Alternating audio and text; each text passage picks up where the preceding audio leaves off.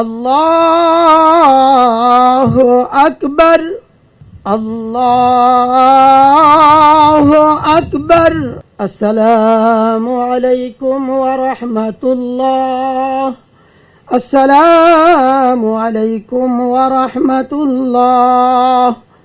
আল্লাহুম্মা সাল্লি আলা মুহাম্মাদ।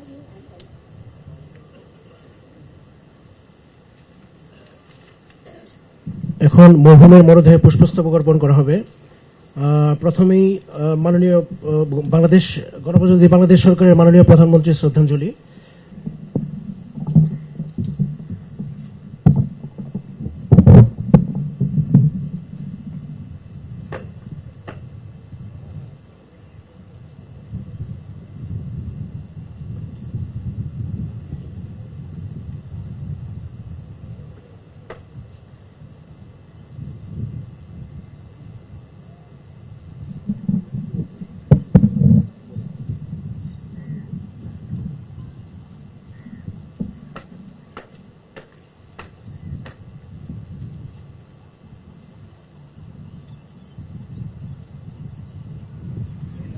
মেজর অবসরপ্রাপ্ত হাফিজউদ্দিন আহমেদ বীর বিক্রম।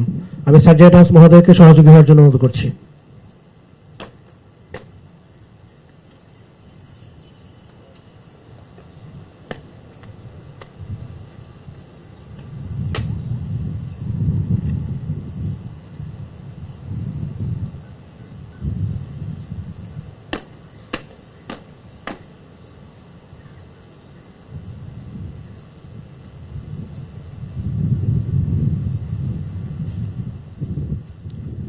বাংলাদেশ জাতীয়তাবাদী দল বিএনপির শ্রদ্ধাঞ্জলি অর্পণ করবেন দলের মহাসচিব মির্জা ফখরুল ইসলাম আলমগীর স্যার।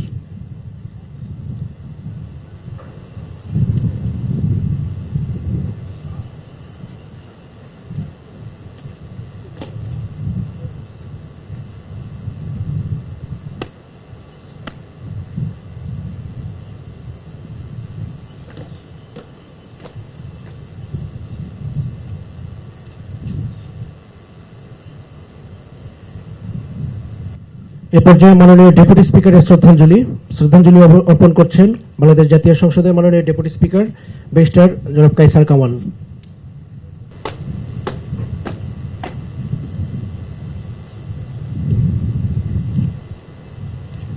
মিজানুর রহমান সিনহা এর রুহের মাগফিরাত কামনা করে দোয়া ও মোনাজাত অনুষ্ঠিত হবে।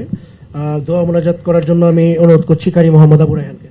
আলহামদুলিল্লাহি রাব্বিল আলামিন والعاقبة للمتقين والصلاة والسلام على سيد المرسلين وعلى آله وصحابه أجمعين. ربنا تقبل منا إنك أنت السميع العليم وتب علينا إنك أنت التواب الرحيم. ربي كريم الله এইমাত্র সাবেক মাননীয় সংসদ সদস্য ও প্রতিমন্ত্রী মরহুম মিজানুর রহমান সিনহা স্যারের নামাজে জানাজা শেষ করলাম। আল্লাহ মরহুমের রুহে মাগফিরাতের উদ্দেশ্যে আমরা সূরা ফাতিহা, সূরা ইখলাস তেলাওয়াত করলাম। রব্বি কারীম আমাদের সকলের উপস্থিতি, সকলের ইবাদত দোয়া তুমি ভুল ত্রুটি মার্জনা করে কবুল মঞ্জুর করে নাও। আল্লাহ আমাদের সকলের জবানে ঈমানের সাথে জারি করে দিও তোমারই সেই মধুর কালিমা লা ইলাহা ইল্লাল্লাহু মুহাম্মাদুর রাসূলুল্লাহ। আসসালামু আলাইকুম ওয়া রাহমাতুল্লাহ। সবাইকে জাতীয় সংসদের মাননীয় স্পিকার মহোদয়ের পক্ষ থেকে আন্তরিক ধন্যবাদ জানাচ্ছি। মরহুম মিজানুর রহমান সিনহা এর বিদেহী আত্মার মাগফিরাত কামনা করছি। আল্লাহ তাআলা যেন তাকে জান্নাতুল ফেরদৌস নসিব করেন এবং সুখ সন্তপ্ত পরিবারকে ধৈর্য ধরার তৌফিক দান করেন।